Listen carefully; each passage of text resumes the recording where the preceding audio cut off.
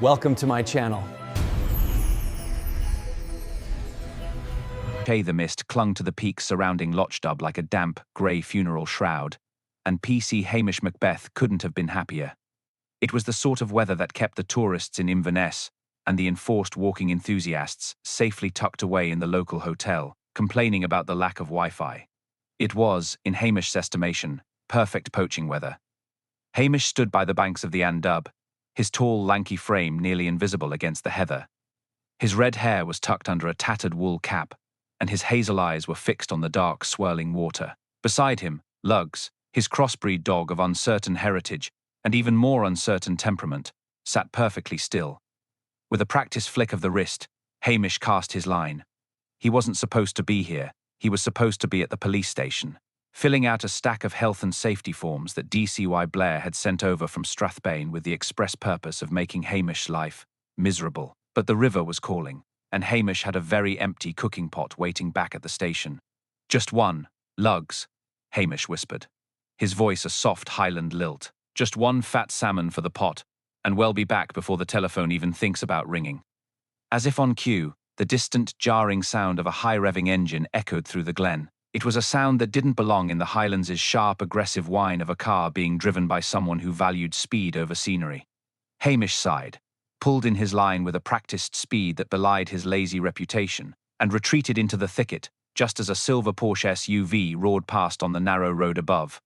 "Sassenachs," Hamish muttered. 20 minutes later, Hamish was back at the police station, the smell of damp dog filling the small room. He had just managed to get the kettle on the peat-burning stove when the silver SUV screeched to a halt outside. A man stepped out, looking like he had just walked off the set of a high-budget action movie. He wore a crisp, midnight blue Barber jacket, tactical trousers that had never seen a speck of mud, and sunglasses that probably cost more than Hamish's annual salary. The man burst into the station without knocking. "Is there anyone in charge here?" the newcomer demanded. He had a clipped, South of England accent, the kind that sounded like he was used to giving orders to people who didn't talk back. Hamish leaned back in his chair, putting on his best simple village Bobby expression. He looked at the man with a slow, vacant blink. "I'm PC Macbeth. Can I be helping you, sir? You look a bit lost. The hotel is just down the road, though they're a bit full up with the bird watchers." The man sneered, his eyes scanning the cluttered office, resting momentarily on the wet dog and the bubbling kettle. "I'm not a bird watcher. My name is Julian Vane. I've just moved into the old Macrae estate on the cliffside. I was told the local police might be adequate for basic security briefings." Hamish scratched his ear. "The Macrae estate. Oh, that's a big old drafty place, sir. Terrible for the joints in the winter. And security? Well, we had a sheep go missing back in '94, but it turned out it had just wandered into Mrs. Gillespie's garden for the cabbages." Vane's lip curled. "I am a security consultant, Macbeth. I deal with high-level intelligence. Triad here for the peace, as you people call it. But I find the lack of professional perimeter control in this village appalling. I have already seen 3 locals trespassing on my lower acreage." "That would be the coastal path, sir," Hamish said mildly. "People have walked it since the time of the Picts. It's a bit hard to stop a Highlander from walking where his grandfather walked. It's private property now," Vane snapped. "I want it closed. I have installed motion sensors and infrared cameras. If I see anyone on my land again, I expect you to arrest them. Am I clear?" Hamish sighed, a long, weary sound. "Crystal, sir. But you might find that the wind and the red deer trigger those sensors more than the locals. The deer are very disrespectful of private property." Vane looked Hamish up and down, his gaze lingering on Hamish's muddy boots. "I was warned about the standard of policing in the north. I see the warnings were understated. Just do your job, Macbeth. Stay off my land, and keep your locals away from my gates." He turned on his heel and marched out. A moment later, the Porsche roared away, leaving a cloud of exhaust fumes to mingle with the Highland mist. Hamish poured himself a cup of tea and shared a piece of dry biscuit with Lugs. "A security consultant," he says. "Retired from the intelligence world." Hamish shook his head. "In Lochdub, Julian Vane, the only intelligence you'll need is knowing when the rain is coming. And I think, for you, it's going to be a very heavy downpour." He looked at the mountain of paperwork from DCY Blair, and then at his poaching rod. The paperwork could wait.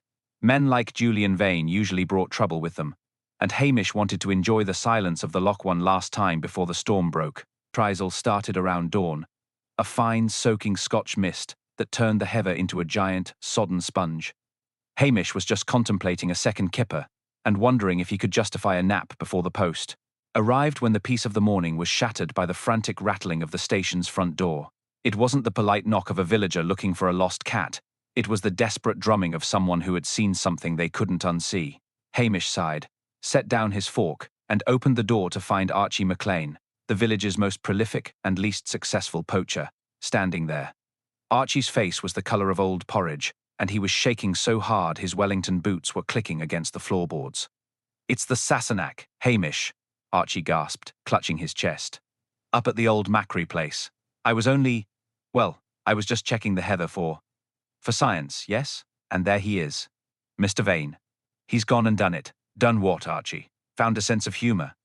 Hamish asked, though his eyes had already sharpened, the lazy veil dropping for a fraction of a second as he grabbed his heavy waterproof coat. "He's dead, Hamish. Stone dead and looking right foolish."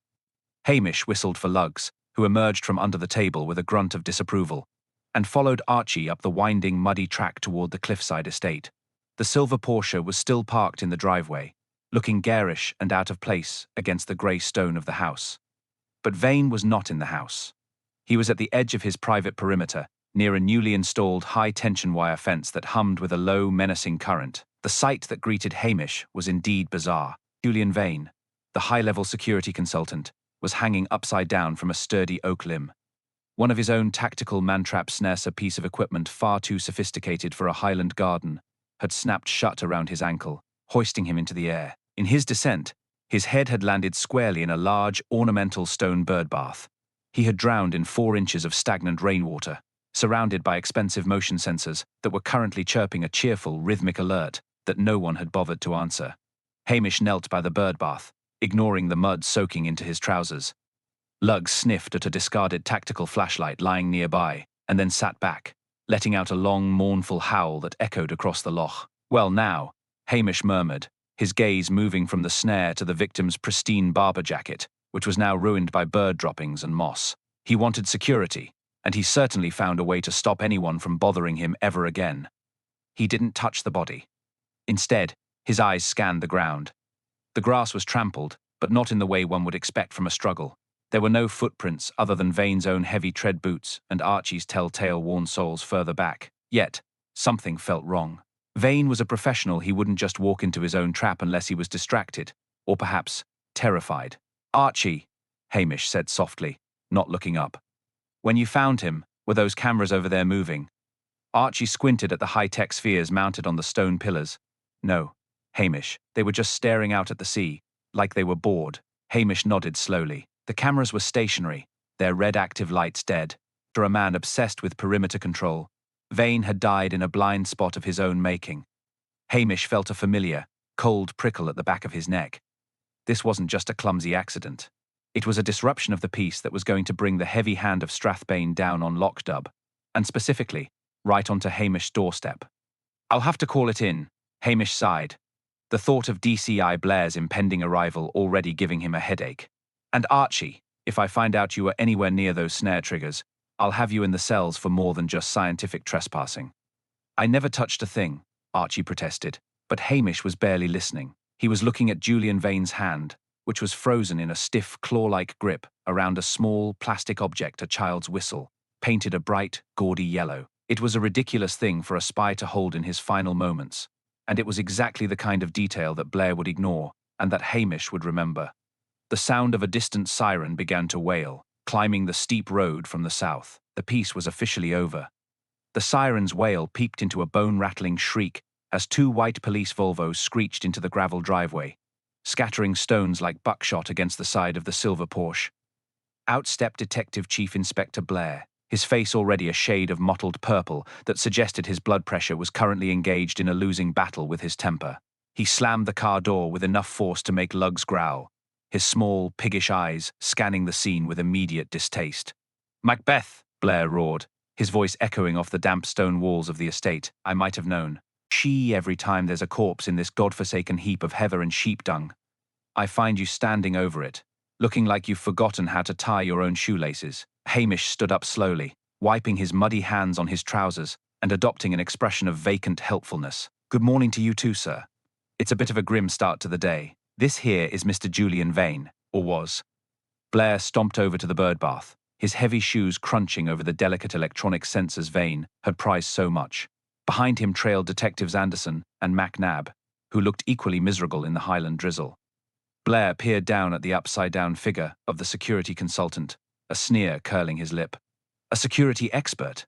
Drowned in a bird bath. It's pathetic. It's an accident, Macbeth. A clear-cut case of a Sassenach being too clever for his own good and tripping over his own toys. I don't know why I was dragged out of a perfectly good breakfast for this."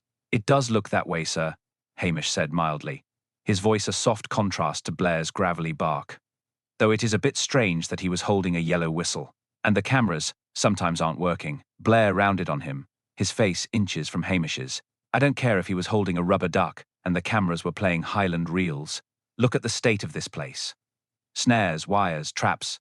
The man was a paranoid loon. He tripped, he fell, he drowned. Case closed." His eyes then shifted, landing on Archie McLean, who was trying to blend into a nearby rhododendron bush. "And who's this? McLean? Still poaching anything that moves, are you?" "I was just passing by, Chief Inspector," Archie squeaked, his cap clutched to his chest. "Passing by? At 6 in the morning on a private estate?" Blair's eyes lit up with the predatory gleam of a man who had found an easy target. "I'll bet you were. You probably startled the man, caused him to trip while you were skulking about with a bag of stolen salmon. Anderson, take this specimen down to the station. I want a full statement, and don't be gentle. I want to know exactly how he accidentally caused Mr. Vane to fall into that water." "But sir," Hamish interjected, "Archie couldn't have triggered that snare from where he was standing. And besides, shut up, Macbeth," Blair snapped, pointing a thick nicotine-stained finger at Hamish's chest. "You're a beat copper, not a detective. Your job is to make sure the tea is hot, and the locals don't marry their cousins. I'm taking over this scene. You can go back to your little station and stay out of the way of professional policemen. Actually, stay here and guard the gate. Don't let any of those nosy biddies from the village in here to gossip. If I see your face near the body again, I'll have you transferred to a desk in Glasgow so fast your red hair will turn white." Hamish bowed his head, the picture of defeated obedience. "Whatever you say, sir. I'll just be at the gate then, with lugs." As Blair began barking orders at MacNab to start bagging evidence, ignoring the plastic whistle entirely, as he shoved it into a pocket with a grunt, Hamish turned and walked slowly toward the estate entrance. To any observer, he looked like a man who had been thoroughly put in his place, but as he reached the edge of the property, his eyes were not on the road.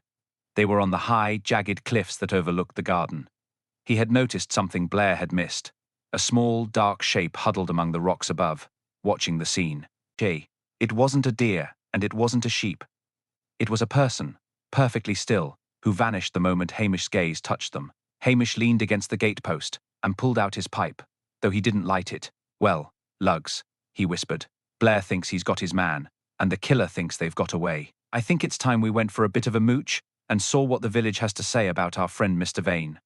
Hamish trudged down the winding path, lugs trotting at his heels with a disappointed air, likely mourning the loss of the salmon they hadn't caught. The mist was thickening, turning the loch into a silver mirror that reflected nothing but the gloom of the sky. Behind him, the shouts of DC Thirst the First were becoming faint, replaced by the rhythmic drip-drip of water falling from the pines.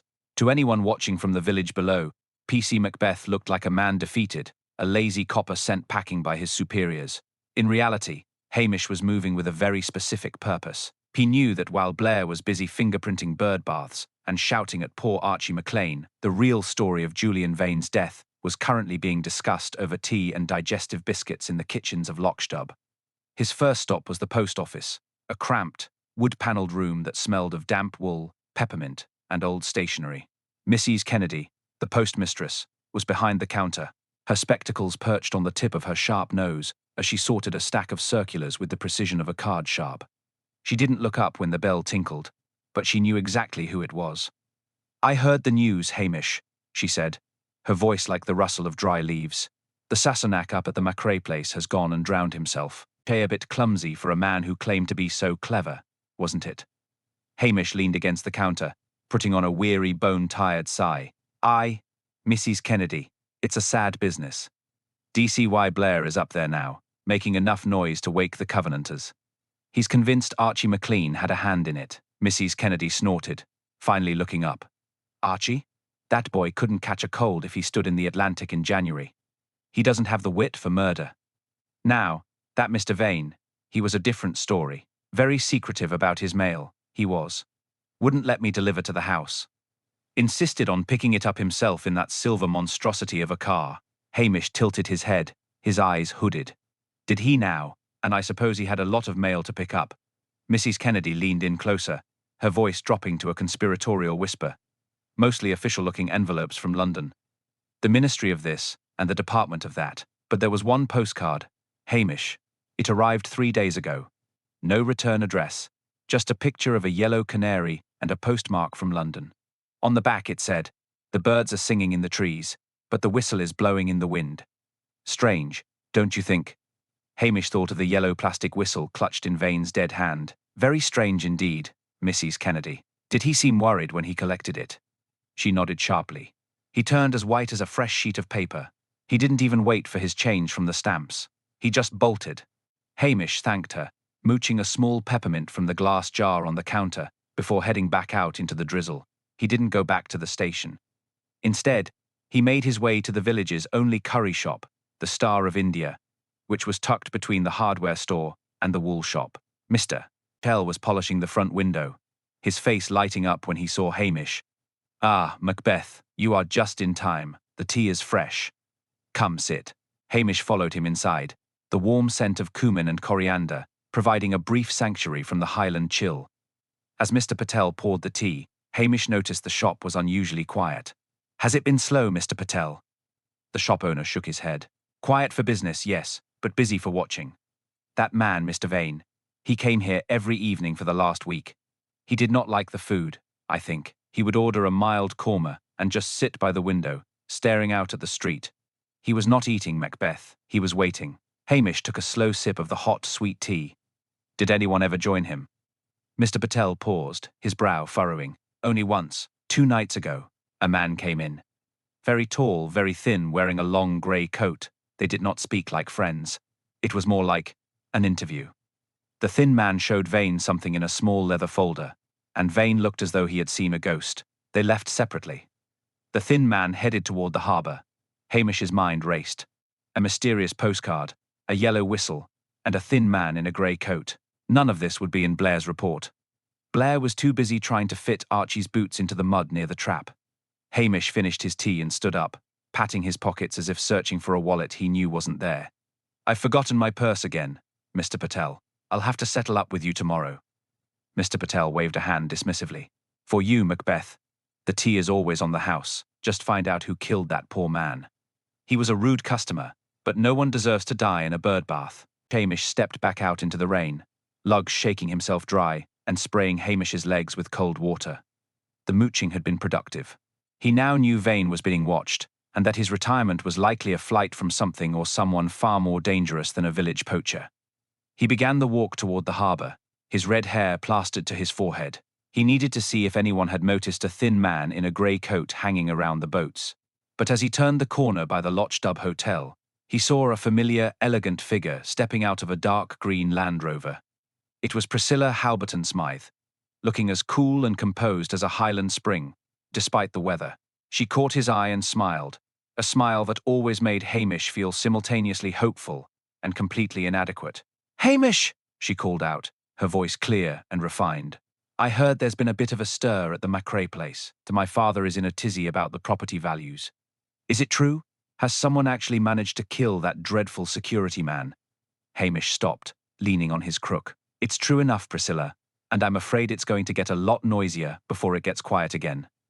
He looked at her, wondering if she knew anything about the social circles Vane might have moved in before he retreated to the north. "Tell me, Priscilla, have you ever heard of a man who carries a yellow whistle as a matter of professional pride?" Priscilla's expression shifted, a flicker of recognition crossing her face before she masked it with a practiced calm.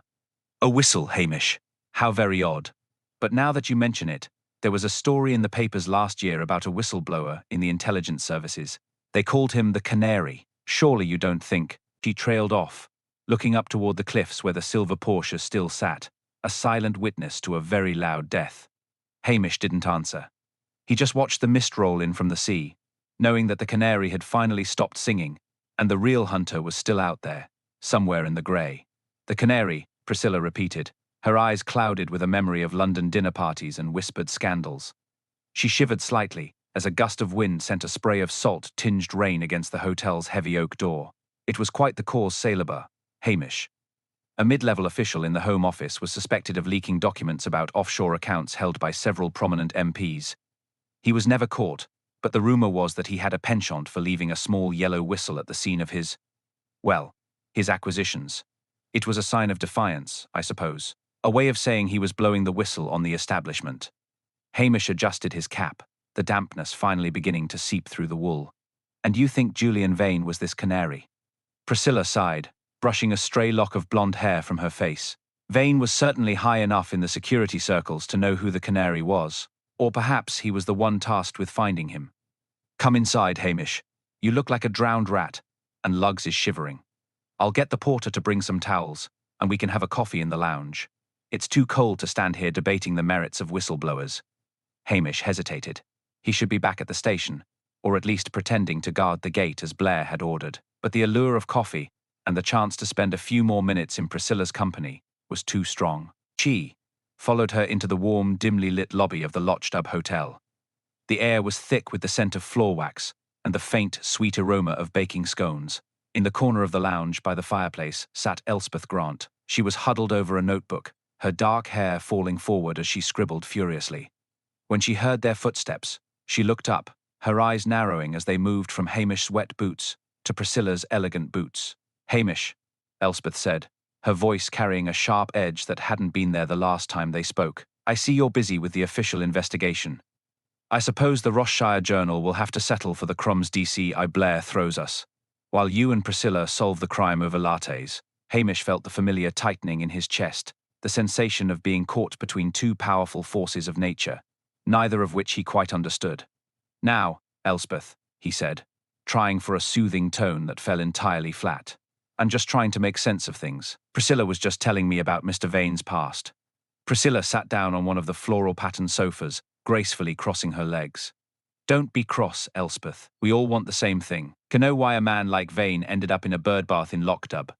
Elspeth closed her notebook with a decisive snap. "I know why he was here. He wasn't just retired. He was hiding. I've been talking to the locals at the harbour. A man matching Vane's description was seen meeting with someone on a private yacht anchored out in the Minch last week. It wasn't a social call. The fisherman said Vane looked terrified." Hamish sat down on the edge of a chair, lugs collapsing onto the rug with a heavy thud. "A yacht. That's a bit flashy for these waters this time of year." Priscilla nodded in agreement. "There was a boat, Hamish. The Cerberus. It belongs to Sir Ian Drum, the industrialist. He has a lodge over in Drimlonian Egg. He's known for his, let's say, robust views on national security." Hamish looked from Priscilla to Elspeth. The social dynamics of the upper class were starting to form a web, and Julian Vane was right in the centre of it. "Sir Ian and Vane were old associates," Priscilla continued, "but Sir Ian is also a man who doesn't tolerate failure. If Vane was indeed the canary, or even if he just knew who the canary was, and refused to talk, Sir Ian would find that inconvenient." Elspeth leaned forward, her competitive spirit momentarily overriding her jealousy. "And there's more, Hamish. The thin man in the grey coat Mr. Patel saw, he's been staying here, at the hotel. He checked in under the name Smithhow Original, and spent most of his time in the library. He checked out this morning, just an hour before Archie found the body." Hamish felt a surge of frustration. The thin man had been right under his nose, and he had been too busy poaching salmon to notice. "Did anyone see where he went?" he asked. Elspeth shook her head. "He had a car waiting. A black sedan. Not a local plate." Hamish leaned back, the warmth of the fire finally reaching his bones. The mystery was no longer just about a dead man in a garden. It was about the collision of Vane's secret past with the quiet isolation of the Highlands. Priscilla watched him, her expression unreadable.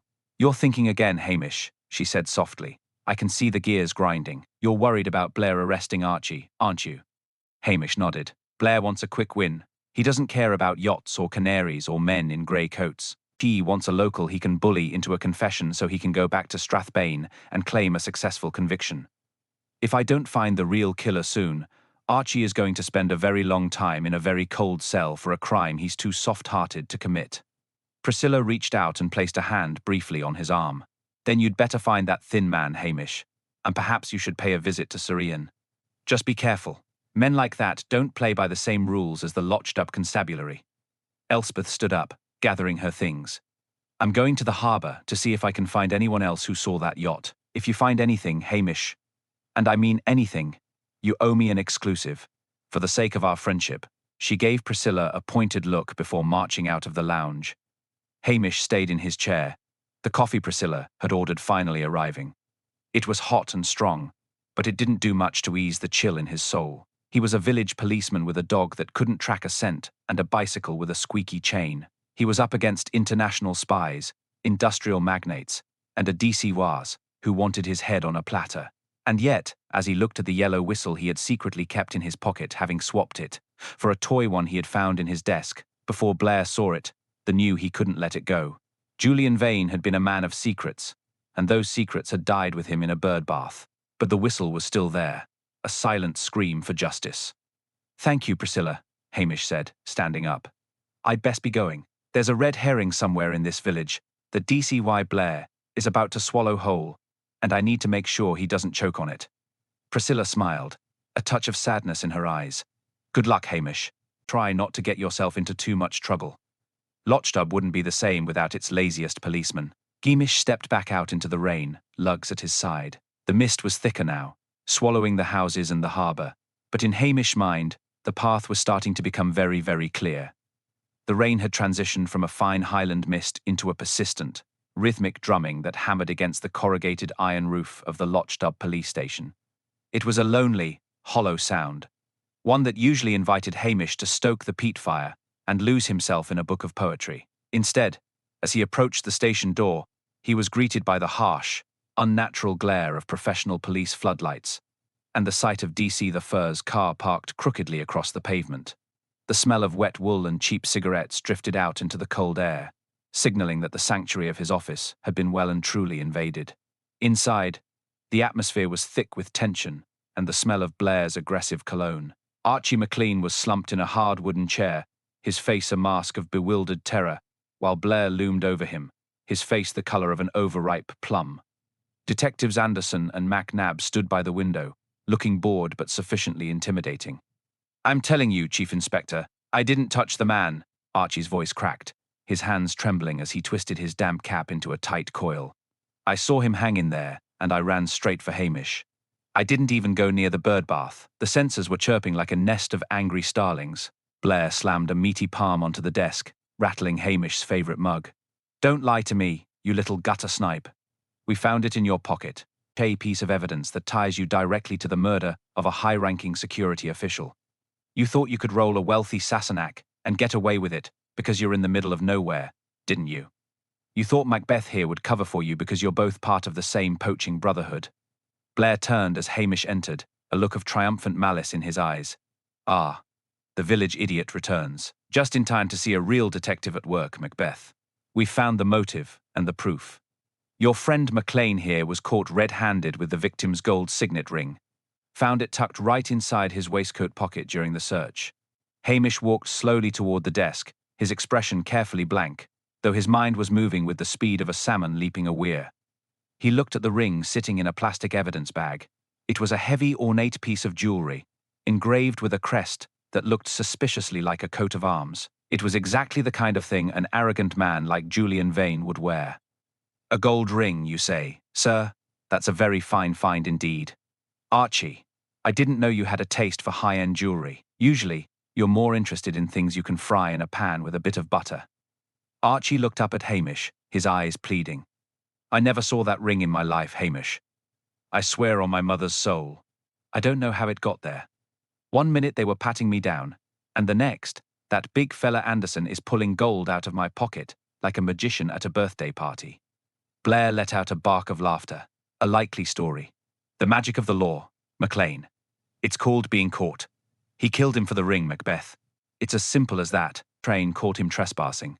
There was a struggle. Vane ended up in the snare. And McLean finished the job by holding his head under the water, just long enough to grab the spoils. It's a classic robbery homicide. I'll have him in the cells in Strathbane before the pubs close. Hamish leaned down, peering closely at the evidence bag without touching it. He noticed the way the light hit the gold ore, rather, the way it didn't. He also noticed something else, something much smaller. It's a very shiny ring, sir. But tell me, did you find the victim's left glove? When I saw the body, Mr. Vane was wearing a right-hand tactical glove, but his left hand was bare. I looked all around the birdbath and the snare, and I couldn't see a trace of it. It's a cold morning for a man to be walking his perimeter with only one hand covered. Blair waved a hand dismissively. The glove is probably in the mud or the bushes, or maybe he dropped it in the struggle. It doesn't matter. We have the ring. Hamish scratched his chin, his hazel eyes drifting toward the window where the rain continued to pour. It matters a bit, sir, because if there was a struggle, you'd expect Archie's clothes to be torn, or maybe some of Mr. Vane's skin under his fingernails. But Archie's jacket is perfectly fine, aside from the usual fish scales. And there's the matter of the ring itself. Julian Vane was a man obsessed with security and protocol. He was a professional. Now, a man like that, wearing tactical gear and high-tech snares, wouldn't be wearing a heavy gold signet ring on his left hand. It would snag on his equipment. It would be a liability. And more importantly, sir. Hamish paused, letting the silence stretch until Blair looked like he was about to explode. You look at the engraving on that ring. The crest is for the House of Valois. It's a French royal crest. Why would a British security consultant be wearing a French royal ring? Blair snatched the bag up, squinting at the tiny engraving. What are you talking about? It's just a ring. Hamish shook his head slowly. It's a fake, sir. A gold-plated lead replica. You can see a bit of the grey metal peeking through, where it supposedly scratched Archie's pocket. Julian Vane would not wear a fake ring, but someone who wanted to frame a local poacher, someone who knew you were looking for an easy arrest, would certainly plant one. They would choose something that looked expensive to a simple eye, but was worthless to a professional.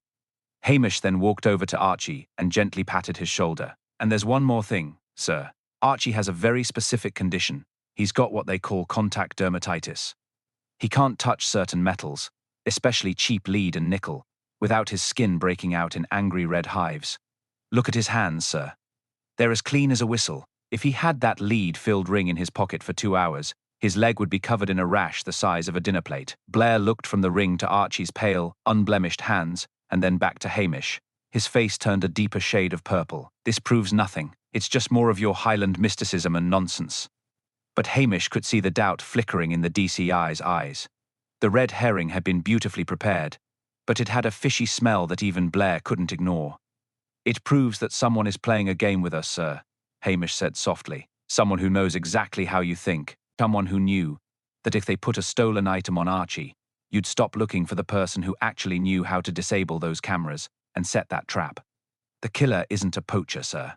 The killer is someone who knows how to move in the dark, and they're still out there, probably laughing at us while we sit here bullying a man who can't even catch a slow-moving trout. Blair let out a long, frustrated growl and shoved the evidence bag into his pocket. Fine!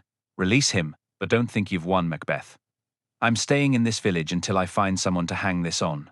And if it's not McLean, it might just be you for obstructing a DCI. As Blair stomped out of the room, followed by his disgruntled team, Hamish let out a long breath. He had saved Archie, but the missing glove and the French ring were pieces of a much darker puzzle, one that led straight back to the hidden motives of the man in the grey coat.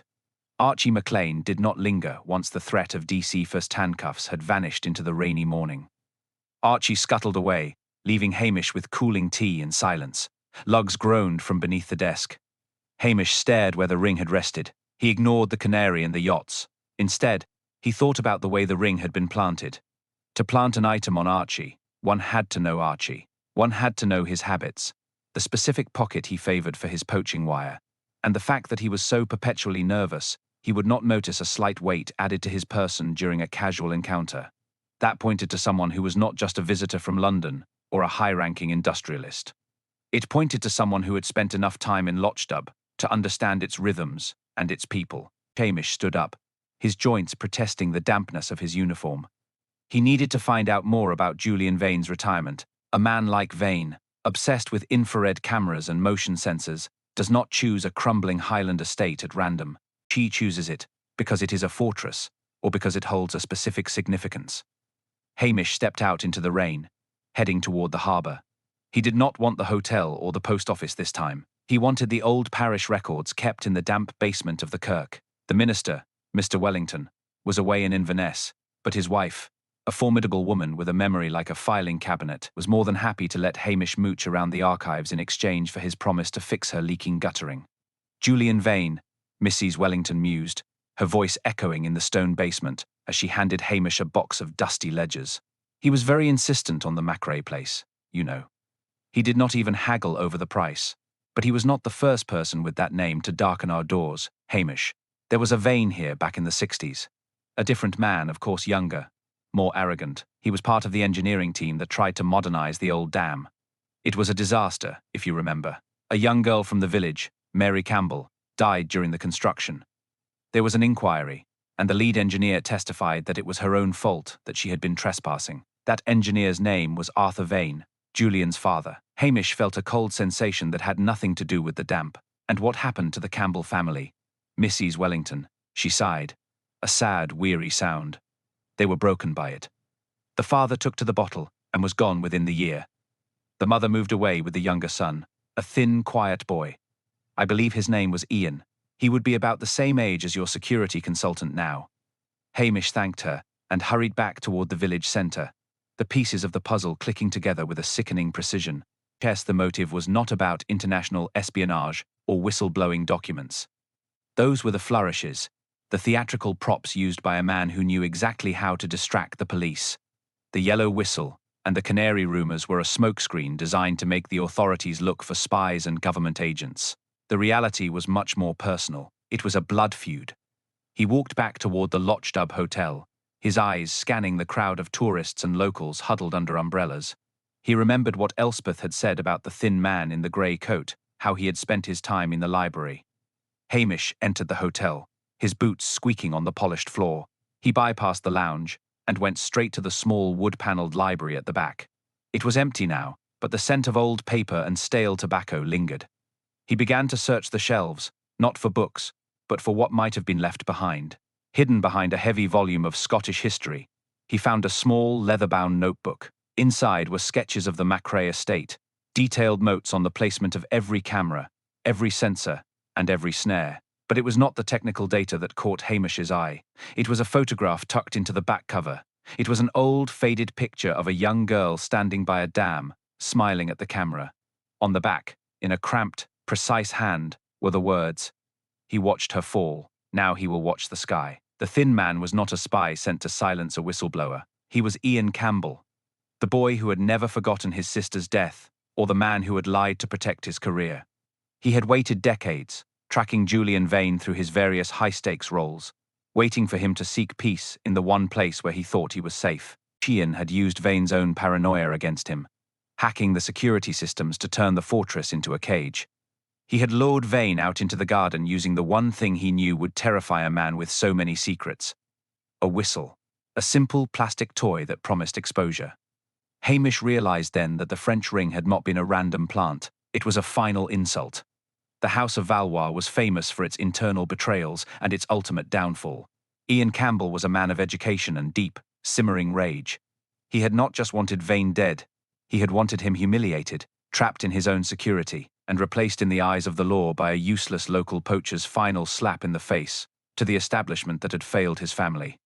The villain was not the man in the grey coat who had fled. That was another distraction. Ian Campbell had not left Lochdub. A man seeking that kind of closure does not leave until the final act is played out. Hamish thought back to the helpful figures he had seen throughout the day. He thought about the man who had been passing by when Archie found the body. The man who had pointed the finger at the cameras. The man who had been invisible because he was so perfectly integrated into the scenery of the village. He was not a tourist, and he was not a stranger. He was the new assistant at the hardware store. The quiet man who had arrived 6 months ago and spent his days fixing locks and installing security bolts for the locals. Hamish turned and ran for the door, lugs barking in excitement. He knew exactly where the killer would be. He would not be at the harbour, and he would not be at the station. He would be back at the Macrae estate, watching the lights of Blair's cars and savouring the final moments of his revenge. Stupid policemen had finally seen through the fog, but the trap was already set, and Hamish knew that the confrontation would be anything but peaceful. He just hoped he was not too late to stop the final, bloody blow. Hamish did not run to the estate that would have looked far too much like effort. Instead, He slowed his pace to a purposeful amble as he approached the village hardware store, its windows fogged and its interior smelling strongly of linseed oil. Through the glass, he saw the man he now knew was Ian Campbell, the quiet, helpful assistant known as David Miller, stacking bags of peat. David was a man who seemed to have no edges, a man who faded into the background like a shadow. Hamish stopped at the entrance, leaning heavily on his hazel crook and panting slightly for dramatic effect, his face flushed. "Terrible business, David," Hamish wheezed, wiping his brow with a hand. "DCY Blair is in a state. He's about to arrest poor Archie, and he's doing it all because he simply cannot see what is sitting right in front of his nose." David looked up, his expression one of mild concern. "Is that so, PC Macbeth? I heard from the postman they had found a gold ring. They say it's a French royal treasure." Hamish snorted, a sound of weary disgust. "A ring, a toy. Blair thinks he's found the crown jewels, but he's missed the real prize, the one thing that matters in a case involving a man like Vane. You see, David, Mr. Vane was a careful professional. He had a second glove, a special one with a microchip, hidden in the Palmer dead man's switch for his security system. If that glove isn't recovered and the code deactivated, the whole house might just lock down forever, and Blair will be stuck in there with no tea and no way out for the rest of his career." David's eyes flickered, a momentary spark of intensity that vanished quickly. "A microchip in a glove. That sounds like something out of a London spy movie." Hamish nodded sagely, his eyes wide. "Aye, and the best part is, I found it. It was caught in the thorns of a whin bush by the cliff edge, where the wind is strongest. But I didn't tell Blair. No, sir, if I give it to him now, he'll just take all the credit and send me back to digging drains. I've tucked it away in a safe, secret spot up at the estate, hidden in the base of that stone bird bath. I'm going to wait until the chief constable arrives tomorrow. Then I'll produce the evidence and show the big city boys who the real detective of Lockstub is." David smiled, a thin, cold movement of the lips. "Very clever of you, Macbeth. I didn't think you had that kind of ambition in you." Hamish gave a bashful, clumsy shrug. "Oh, I have my moments. But I'm parched with all this excitement. I'm going to the hotel for a quick pint before I head back up to guard my little secret. Don't you tell a soul now, David, especially not Blair." As Hamish turned away, he felt the man's gaze burning into his back, sharp as a winter wind. He didn't go to the hotel. Instead, Hamish skirted the village, moving through back gardens and over stone walls with silent grace. He reached the Macrae estate just as the last of the daylight was being strangled by heavy, black clouds. The police were gone. Blair had retreated to the station to boast about his gold ring. The house stood dark and silent, its windows like empty eye sockets staring out at the sea. Hamish didn't enter through the main gate. He climbed the treacherous cliff path, the one where Mary Campbell had fallen to her death. She found a hollow in the rocks overlooking the bird bath, and waited. Lug sat beside him, the dog sensing the change in his master's mood and remaining perfectly still. The rain had turned into a steady, freezing downpour that soaked through Hamish's coat in minutes. He didn't mind the cold. He sat as still as stone, his mind drifting over the tragedy of the Campbell family. He thought of Ian, the boy who had spent a lifetime nursing a grudge until it became his only reason for breathing. It was a petty, human motive wrapped in the language of espionage, and it was all the more dangerous for its dark simplicity. An hour passed in total darkness. The only sound was the roar of the Atlantic against the rocks and the occasional cry of a gull. Then, a figure appeared. It emerged from the deep shadows of the rhododendrons, moving with feline stealth. It was David, though he no longer looked like an assistant. He wore a dark tactical jacket and carried a heavy crowbar. He moved straight to the bird bath, his movements hurried. He began to prise the heavy stone basin away from its pedestal, his breath coming in short, ragged gasps audible over the wind. Hamish watched as the man struggled with the stone, desperation fueling his movements. "It's not there, Ian," Hamish said, his voice low and steady, carrying through the wind like a bell. "There is no microchip. There is no high-tech glove. There's just the memory of a girl who deserved much better than a man who drowned in 4 inches of stagnant water." The figure froze instantly. David Ian slowly stood up, the crowbar hanging heavily at his side. He turned toward the rocks, his face a pale, ghostly mask in the darkness. "Macbeth," he spat, the word dripping with a hatred that had been decades in the making. "Should have known you were lying. You're not quite as stupid as you look, are you? But it doesn't matter now. Vane is dead. The man who lied, the man who let my sister rot while he built a career on her grave, is finally silent. I've won, and there is nothing you can do to change that outcome. You haven't won anything but a life in a cold cell, Ian, Hamish replied, stepping out from the shadows into the rain. You framed Archie. You played a cruel game with the law, and now, the game is over. Ian let out a harsh laugh. The law didn't help Mary. The law helped Vane. I didn't just kill him. I made him feel the terror she felt. I made him realize that all his cameras and all his sensors were useless toys. Now, I will make sure there are no more witnesses. He raised the crowbar, his knuckles white. Hamish did not move. He knew the trap was set, not just in the garden, but in the mind of the man standing before him. He just had to wait for the final mistake. Ian's eyes were no longer those of a quiet, unassuming shop assistant. They were the eyes of a man who had lived far too long in the company of restless ghosts. He gripped the heavy crowbar with white-knuckled intensity, the metal gleaming dully under the bruised, charcoal clouds of the Highland night.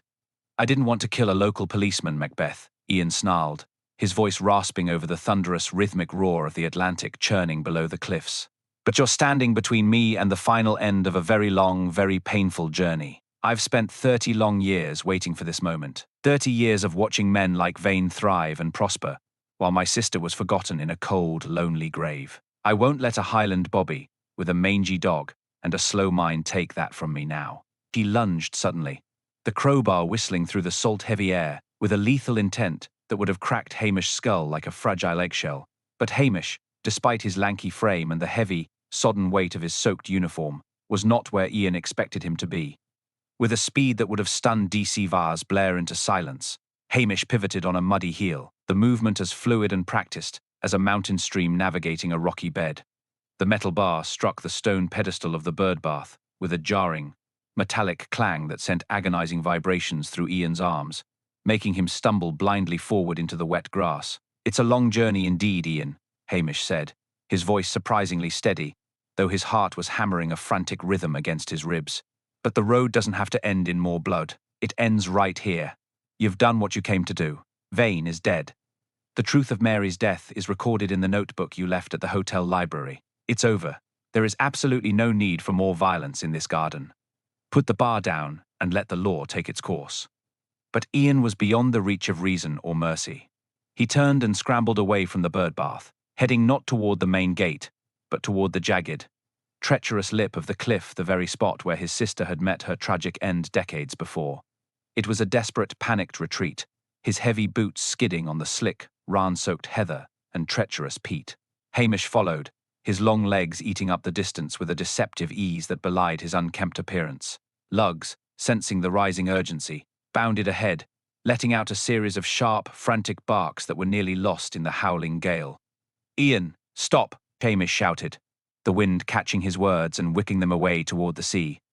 "The edge is unstable. The relentless rain has softened the peat. You'll go over just like she did, if you're not careful." Ian didn't listen. He reached the precipice and turned, his back to the dark abyss. He looked like a wild animal cornered in its own den, his face wet with a mixture of rain and bitter tears. The crowbar was gone now, dropped somewhere in the thick mud, but he held his hands out like claws. "I'm going to her, Macbeth. Vane is silent, and now I can be silent too. I have nothing left to live for in this world of lies and cover-ups." He took a small step backward, his heel hovering over the empty air, where the cliff dropped 200 feet into the churning, white-crested surf. In that heart-stopping moment, the ground beneath Ian's feet gave way completely. A large slab of turf, undermined by the week's relentless Highland downpour, sheared off with a sickening, wet groan. Ian's arms flailed wildly as he began to slip, his eyes widening in a sudden primal terror that instantly replaced his manic rage.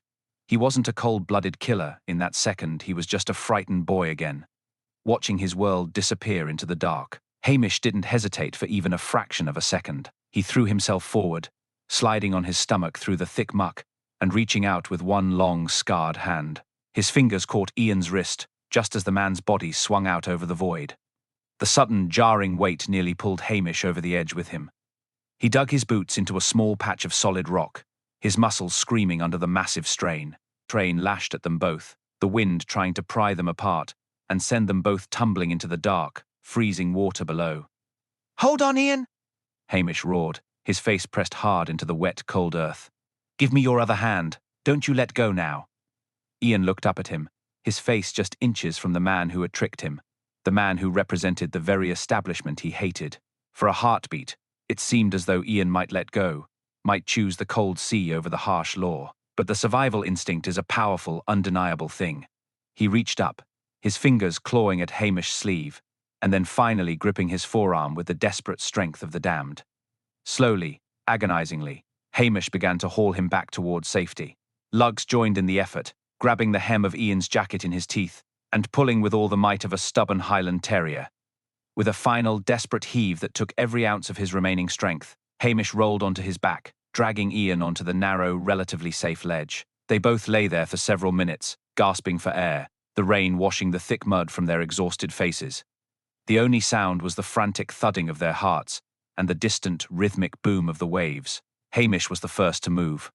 He sat up slowly, reached into his belt, and pulled out a pair of heavy, cold steel handcuffs. "Ian Campbell," Hamish said, his voice thick with exhaustion. "I am arresting you for the murder of Julian Vane. You do not have to say anything, but it may harm your defense if you do not mention when questioned something which you later rely on in court. Anything you do say may be given in evidence. Do you understand?" Ian didn't resist. He held out his wrists, his spirit seemingly broken by the fall that hadn't happened. The handcuffs clicked shut with a sharp finality that seemed to echo across the lonely glen. Hamish stood up, his uniform a total ruin of mud and torn wool, and looked out over the darkening sea. He felt no triumph, only a deep, hollow sadness for the boy who had waited far too long for justice, and the girl who had been the catalyst for it all. "Come on then, Lugs," Hamish muttered, patting the dog's wet head. "Let's get this poor soul down to the station before DC Blair decides to come back and take all the credit for our hard work. I want a pot of coffee, a dry shirt, and perhaps a very long sleep." As they began the slow trek back down the cliff path, the mist started to lift, revealing the lights of Lockdub twinkling in the distance. The village looked peaceful, unaware of the drama that had unfolded on its heights. Hamish knew that by morning, the story would be all over the Highlands, and he would have to find a way to disappear back into his quiet routine. But as he felt the cold steel of the cuffs against Ian's skin and the warm breath of Lugs against his leg, he knew that for one night, the ghosts of the past had finally been laid to rest. He also knew his favorite blue jumper was likely ruined beyond repair, which was almost as big a tragedy as the murder itself. He sighed, wondering if the hotel might still have some of that mutton stew left on the stove. He was suddenly very, very hungry. The trek down from the cliffside was a grueling, sodden affair. Ian Campbell, his shoulders slumped and his spirit thoroughly extinguished, walked in a daze, his boots slipping occasionally on the mud-slicked path. Hamish kept a firm grip on the man's arm, while Lugs followed behind, looking as though he were guarding a particularly dangerous criminal rather than a broken shop assistant. The rain had softened to a persistent, cold drizzle that seemed to seep into Hamish's very bones, making him long for a peat fire and a dram of Laphroaig. As they reached the edge of the village, the lights of the police station glowed like a beacon of bureaucratic misery. Hamish knew the most difficult part of the night was yet to come. It wasn't the arrest or the struggle on the cliff that worried him now. It was the inevitable confrontation with DC Blair.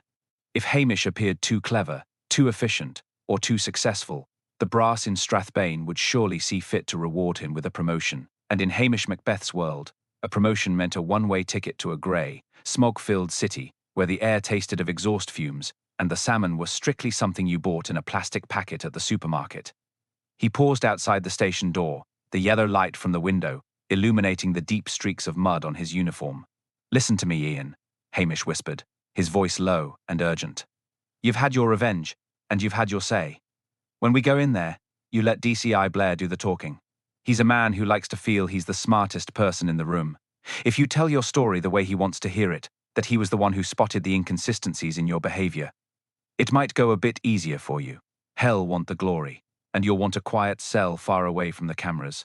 "Do we understand each other?"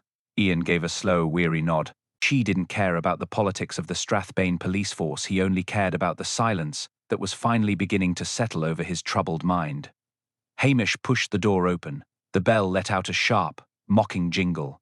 Inside, the station was a hive of frantic, unproductive activity. DCY's Blair was hunched over the desk, shouting into the telephone while Anderson and McNabb looked through a stack of files with visible boredom. When the door opened and Hamish marched in with a handcuffed, mud-caked prisoner, the room went suddenly, eerily silent. Blair dropped the receiver, his face transitioning from its usual angry purple to a look of utter bewilderment. "What is the meaning of this, Macbeth?"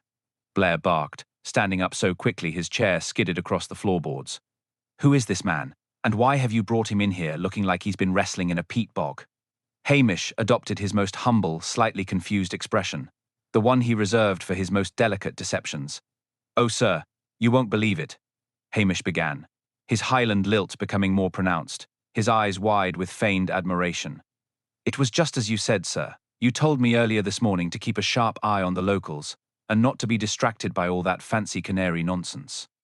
You said the answer would be right here in the village, sitting right under our noses, and you were absolutely right, Chief Inspector. I was just out for a bit of a walk, thinking about your clever words, when I spotted this man, David Miller from the hardware store, acting very suspiciously near the bird bath. Che, if it hadn't been for your insistence on the local connection, and your brilliant insight into the psychology of the Highland criminal, I never would have thought to check the hardware store's records." Blair puffed out his chest, the purple hue returning to his cheeks, but this time it was fueled by vanity rather than rage. "The hardware store? Miller?" He looked at Ian Campbell, then back to Hamish. "Well, of course I knew it was a local connection, Macbeth. I only let you go off on your little mooching sessions to see if you could pick up the crumbs I already identified. I knew Archie McLean was a distraction, a test for your observational skills which, I might add, are still lacking." "Oh, indeed, sir," Hamish said, nodding vigorously. "And when I found him trying to destroy the evidence you mentioned was hidden in the garden, I knew I had to bring him straight to you. He's confessed to everything, sir. The whole business with the dam back in the 60s, the revenge for his sister, the way he hacked the security cameras, it's all exactly as you predicted when we were standing by the body. I've never seen a more textbook piece of detective work, if you don't mind me saying so." Blair smoothed his tie, a smug grin spreading across his face. He looked at Anderson and McNabb, who were staring at Hamish with a mixture of disbelief and grudging respect. "Well then," Blair blustered, stepping around the desk to take charge of the situation. "Hand him over, Macbeth. Anderson, get the tape recorder ready. McNabb, call the superintendent and tell him I've cracked the case. Tell him it was a complex matter of historical grievance and digital sabotage, precisely as I suspected from the outset. Trell, take the prisoner back to Strathbane tonight for a full interrogation." Hamish handed over the keys to the handcuffs, his heart feeling lighter with every second that Blair's ego expanded. "Will you be needing me for the paperwork, sir? I'm sure you'd want the report to reflect your specific theories on the motive." Blair waved a dismissive hand. No, Macbeth. You've done enough. Adequate. Footwork for one day. I'll handle the official report. It's a delicate matter, after all. High-level security officials, French royal rings, historical dams. It requires a professional touch. You just stay here and clean up the mud you've tracked into the station. And for heaven's sake, do something about that dog. He smells like a wet woolen blanket." "Yes, sir. Thank you, sir," Hamish said, retreating toward the back of the room as Blair began to bark questions at Ian, twisting the narrative to fit his newfound brilliance. Hamish watched from the shadows, a small, secret smile playing on his lips. He had lost his salmon, his boots were ruined, and he was likely going to have to fix Mrs. Wellington's gutters tomorrow, but he was still the village constable of Lochdub. The threat of a city desk had vanished, replaced by the familiar, comforting routine of a man who knew how to listen to what wasn't being said. As Blair's car finally roared away into the night, siren blaring for no reason other than self-importance, Hamish let out a long, satisfied sigh. The peace of the Highlands was returning, and for PC Macbeth, that was the only credit he ever truly wanted.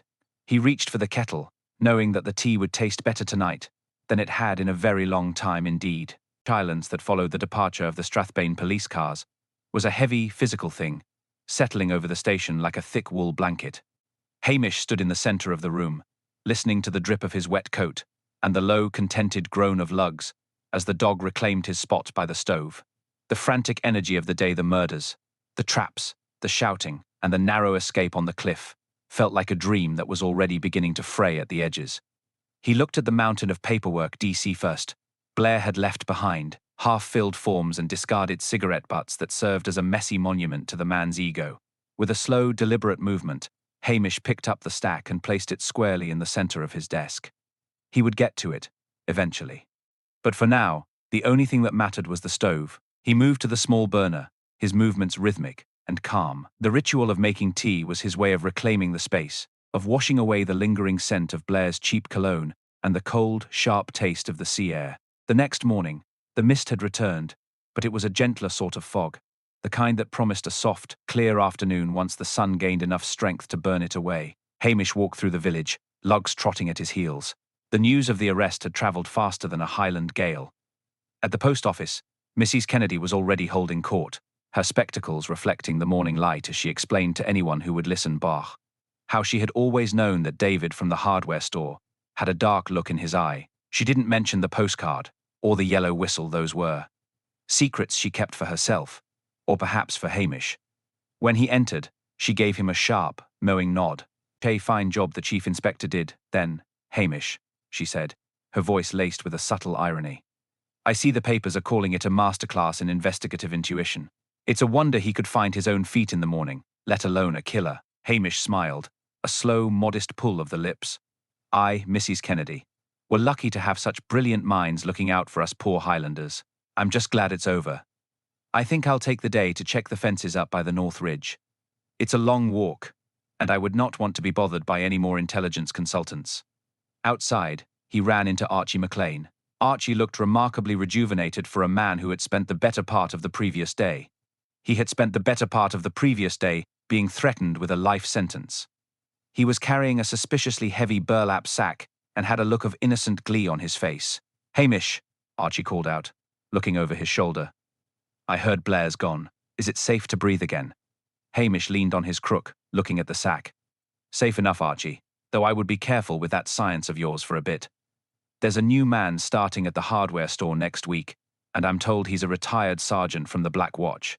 He might not be as patient as I am." Archie grinned, his eyes twinkling. "I'll keep that in mind, Hamish. And thanks for the ring. I don't know how you did it, but I know it wasn't Blair who noticed the lead." Hamish merely winked and continued his walk toward the hotel. At the Lochdub Hotel, the atmosphere was subdued. The silver Porsche had been towed away, leaving a vacant, lonely space in the driveway. Inside, Priscilla was settling her bill. She looked up as Hamish entered, her expression softening. "I'm leaving for London, Hamish," she said, her voice carrying a hint of regret.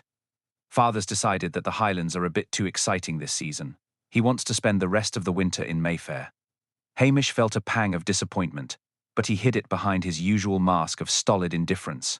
"London's a long way, Priscilla. I hope you find the peace you're looking for there, though I doubt the salmon are as good." She laughed, a light melodic sound. "They certainly aren't. And neither are the policemen." She reached out and touched his hand, a brief, warm contact. "Goodbye, Hamish. Try not to get into too much trouble while I'm gone." Elspeth Grant was waiting by the Land Rover, her camera bag slung over her shoulder. She gave Hamish a look that was half frustration and half admiration. "I know what you did, Macbeth," she said, her eyes narrowed. "You gave him the story. You let that buffoon Blair take the front page. Why? You could have been the hero. You could have been the one the journal was writing about." Hamish shrugged, looking out at the loch. "Heroes have to live in the city, Elspeth. They have to wear polished shoes and answer to men who don't know the difference between a brown trout and a piece of kelp. I like it here. I like the rain, and I like the silence. Let Blair have the ink. I'll keep the peace." Elspeth sighed, shaking her head. "You're an impossible man, Hamish, but I suppose that's why the village likes you. Just don't expect me to keep your secrets forever. I never expect anything from you, Elspeth, except a sharp tongue and a good headline," Hamish replied, his voice drifting on the cool breeze. He watched the Land Rover pull away, the red tail lights disappearing into the grey mist. She felt a sudden, profound sense of relief. The world of spies, canaries, and ancient grudges was receding, replaced by the familiar, comforting weight of his own life. Inside, the kettle was whistling a cheery sound. Hamish moved to the cupboard and pulled out a large cast-iron pot. Peace returned. The evening air in Lochdub had finally settled into a familiar, damp stillness, the kind that whispered of ancient secrets and the slow, inexorable turning of the seasons. Inside the police station cottage, the peat fire crackled with a low, rhythmic snap, casting dancing amber shadows across the worn floorboards. Hamish Macbeth stood at his small stove, the sleeves of his old blue jumper pushed up to his elbows. In a heavy iron skillet, the poached salmon, the very one that had started this entire ordeal, sizzled gently in a pool of golden butter. The scent was divine, a rich, savory aroma that seemed to fill the room with the promise of hard-earned peace. Lugg sat by the hearth, his tail thumping a soft beat against the rug, his eyes fixed on the pan with a singular, unwavering devotion. On the kitchen table sat a discarded copy of the Strathbane Sentinel. The headline was bold and unapologetically sensational. Blair's Brilliance. Mastermind DC Furs. Cracks Highland revenge killing. Beneath it was a photograph of DC First with a mixture of pride and perhaps a bit too much celebratory scotch. He was standing on the steps of the courthouse, looking every bit the triumphant conqueror of the criminal underworld. The article went on at great length about Blair's keen analytical mind and his unwavering dedication to the local community, citing his ability to see through a complex web of international intrigue, to find the petty, personal motive buried within. There was no mention of a lanky village policeman, a yellow plastic whistle, or a cold struggle on a rain-slicked cliffside. To the world, Hamish Macbeth was merely the man who had provided the tea and kept the bystanders at bay, while the real professionals worked. Hamish flipped the salmon with a practiced hand, a small, knowing smile touching the corners of his mouth. He didn't mind the omission. In fact, he cherished it. Every word of praise heaped upon Blair was a brick in the wall that kept Hamish safe in his beloved Lochdub. The more the brass in Strathbane believed Blair was the genius of the North, the less they would bother looking at the man who actually solved the crimes. Hamish liked his life exactly as it was: slow, quiet, and filled with the simple pleasures of the glen. He had no desire for medals, no need for the frantic pace of the city, and certainly no wish to spend his days sitting in a sterile office filling out performance reviews for men who didn't know how to read the clouds. He reached into the pocket of his trousers and pulled out a small, heavy object. It was the French signet ring. The one he had convinced Blair was a lead-filled replica. In the soft light of the kitchen, the metal didn't look like lead at all. It glowed with the unmistakable deep luster of 18-karat gold. Hamish turned it over in his fingers, feeling the intricate engravings of the House of Valois. He had lied to Blair, of course. He had known the moment he touched it that it was genuine, a piece of history worth a king's ransom. But if he had told Blair the truth, the case would have exploded into an international scandal. There would have been inquiries, experts from London, and months of high-profile court appearances. McLean would have been caught in a legal storm he couldn't survive, and the quiet life Hamish prized would have been shattered by a media circus. By calling it a fake, Hamish had rendered the evidence worthless in the eyes of the law, turning it into a mere prop in Ian Campbell's theatrical revenge. It was a lie that served justice better than the truth ever could. He looked at the ring one last time, thinking of the canary and the dangerous secrets Julian Vane had tried to hide in a Highland garden. Then, with a casual flick of his wrist, Hamish tossed the golden ring into the very back of the peat fire. It vanished beneath the glowing embers, the high heat soon to melt the evidence of corruption and greed into a shapeless, unrecognizable lump of metal. Some secrets, Hamish decided, were better left to the earth and the fire. He served the salmon onto 2 mismatched plates, giving Luggs a generous portion before sitting down at the table. The fish was perfect, flaky, tender, and tasting of the wild river. As he ate, he thought of Ian Campbell, now sitting in a cell in Strathbane. Ian had found his closure, even if it had come at a terrible price. He had honoured his sister in his own dark, twisted way, and perhaps now the ghosts of the dam would finally stop their whispering. Hamish felt a twinge of pity for the man, but it was quickly replaced by the simple satisfaction of a full stomach and a warm hearth. The spy was dead, the canary was silent, and the Highland detective was once again just a lazy policeman with a dog and a squeaky bicycle. The wind began to pick up outside, rattling the window pane and bringing with it the scent of more rain. Hamish didn't care. Let the storm howl and the mist roll in, he was exactly where he belonged. He finished his meal, wiped the plate clean with a piece of crusty bread, and leaned back in his chair with a contented sigh. He had avoided a promotion, saved a friend, and ensured that the peace of Lochdub remained undisturbed by the world of men like Julian Vane. Tomorrow, there would be more fences to fix, more villagers to gossip with, and perhaps another salmon waiting in the dark pools of the Andub. But for tonight, the fire was warm, the dog was happy, and the world was just as it should be. Hamish Macbeth closed his eyes, the soft Highland night cradling the station in its damp embrace. He was a simple man in a complex world, and as long as people kept underestimating him, he would remain exactly that. The case was closed. The fire was fading to a dull red glow, and in the quiet heart of the Highlands, the only sound was the breathing of a man who knew the true value of a well-poached fish and a life lived on his own terms.